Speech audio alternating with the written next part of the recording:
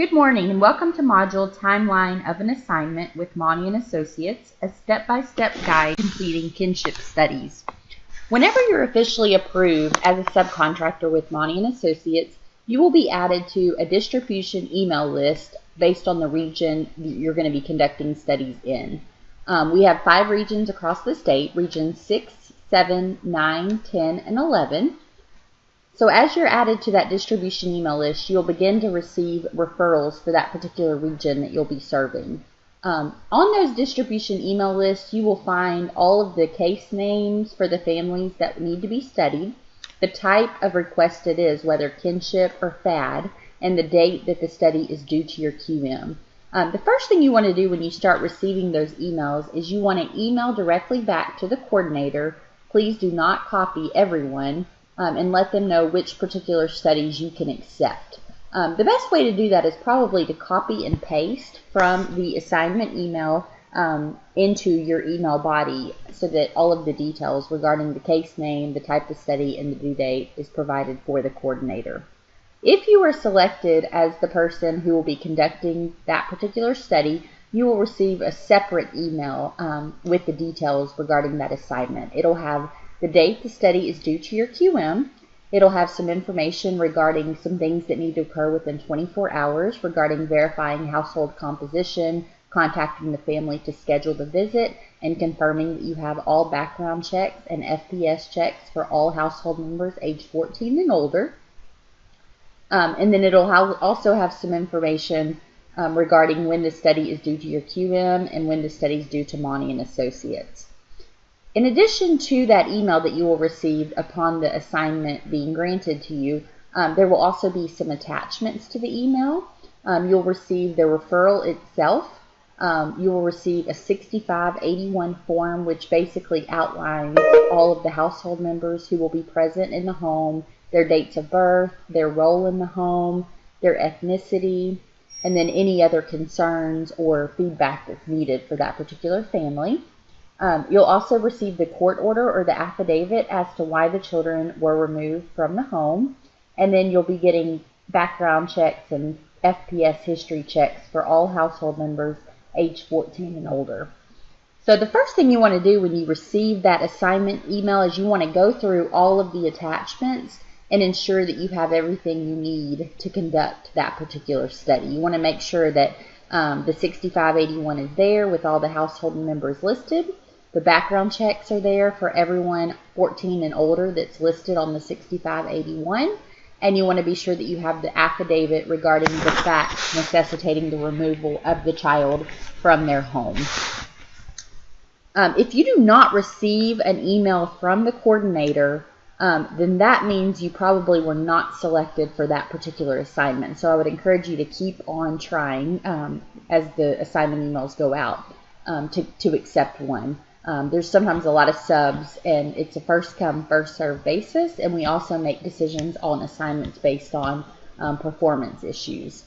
So be sure you keep trying if you're not getting assignments immediately. The first thing you want to do after you have reviewed the packet to ensure all the information is there is you want to call the caregiver to schedule an appointment within 24 hours of receiving the assignment. So basically what I would do is I would give the caregiver a call, let them know that you are the assessor that's been assigned to complete their kinship study, and that you're looking forward to meeting with them and getting to know their family in the next few days. I always ask them first if I can verify all household members that are currently living in the home. So I open the form 6581 that should be attached to your email assignment.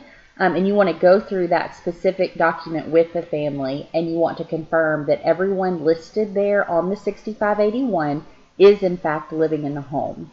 Once you've confirmed that all those household members are living in the home, you always want to ask the family, is there anyone else living on your home, in your home, or on your property that I need to be aware of?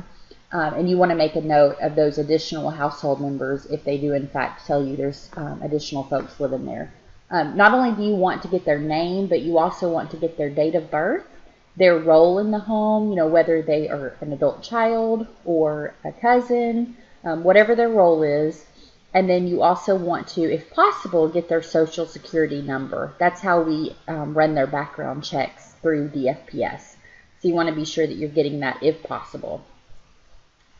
Once you have confirmed that everyone is living in the home that states they should be living in the home according to the 6581, you want to go ahead and try to schedule your visit within the next 5 days if it's a regular study. That's very, very important because usually you only have a 10-day window to complete the study, meet with the caregivers, type up the study, and submit it to your QM. So if you can meet with them in the first 5 days, that'll still give you an additional 5 days to get the study typed up. Now for urgent or expedited cases, your time frames are going to be even more limited, so you might need to schedule within the first 2 or 3 days to give yourself enough time to get everything turned around quickly. You want to be sure, one of the things the contract states is that we will meet with the family when all household members are present. So you want to remind the caregivers that all household members must be present for the home visit, including any individuals who live in the home part-time. Okay, so even if they have a paramour who only spends the night 2 nights a week, but is there providing occasional care for the children, that person would need to be included. Or if they have children that live with a spouse, previous spouse, and they're only in the home every other weekend, then we do need to try to get to the home when those specific part-time household members will be present. So you want to be sure you're very clear that you need to schedule a time to meet with all household members when everyone is going to be in the home. In addition, during this initial phone call, you want to go ahead and try to obtain references to give you plenty of time to reach them. The contract requires that we obtain at least 3 non-relative references. That can be friends, that can be neighbors, that can be people that go to their church, people they work with.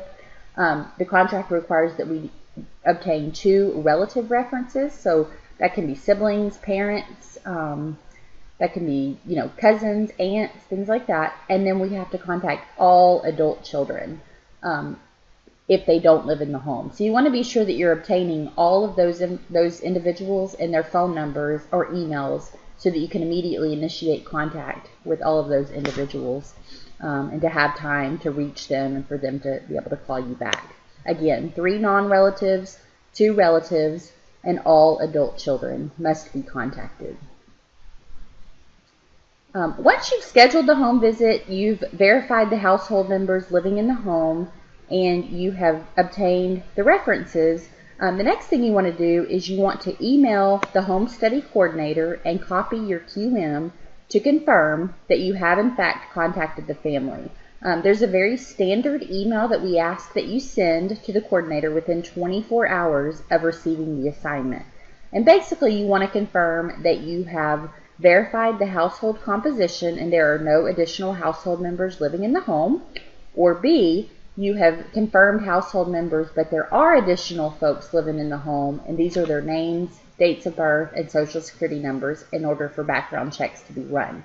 Now, if you aren't able to obtain the social security numbers, that's okay. Just go ahead and let us know the name and the date of birth so that we can notify DFPS so they can follow up in obtaining those background checks timely. You also want to let the coordinator know of the day and the time that you have scheduled your visit when all household members will be present. And you want to let them know if there's anything missing, such as background checks or FPS history checks for a household member age 14 and older. Or you want to let them know if there's a household member that's missing and won't be available to be present for the interview. Example, the husband is working in the oil field, or the family's on vacation and won't return until 2 weeks after the due date to Bonnie & Associates, etc. So if there's any issues that come up on the initial phone call, this is your time to notify the coordinator in your QM. And again, it needs to be within 24 hours of receiving the case assignment. After you've notified the coordinator, your next step is to call references that you've obtained during that initial contact with the caregiver. So again, you want to start calling those 3 non-relative references, 2 relative references, and all adult children. There are some guides on the SkyDrive that provide you step-by-step questions that you can ask each of those caregivers to obtain the information that you need. And really, these are character references where you're determining their personality type, how the reference fills the caregiver's marriages. Is there any instability in either of them, such as gambling, addiction to pornography, issue requiring mental health issues, things like that. So anything like that you would want to be real cognizant of as you're obtaining those references. You want to try to make at least 3 diligent attempts for each of those references. So the preference would be that you're contacting on 3 separate days, leaving voicemails with your information or email so that you can try to obtain those prior to the study being due. If you have left 3 messages and you're not receiving a phone call back, at that point you want to notify the caregiver.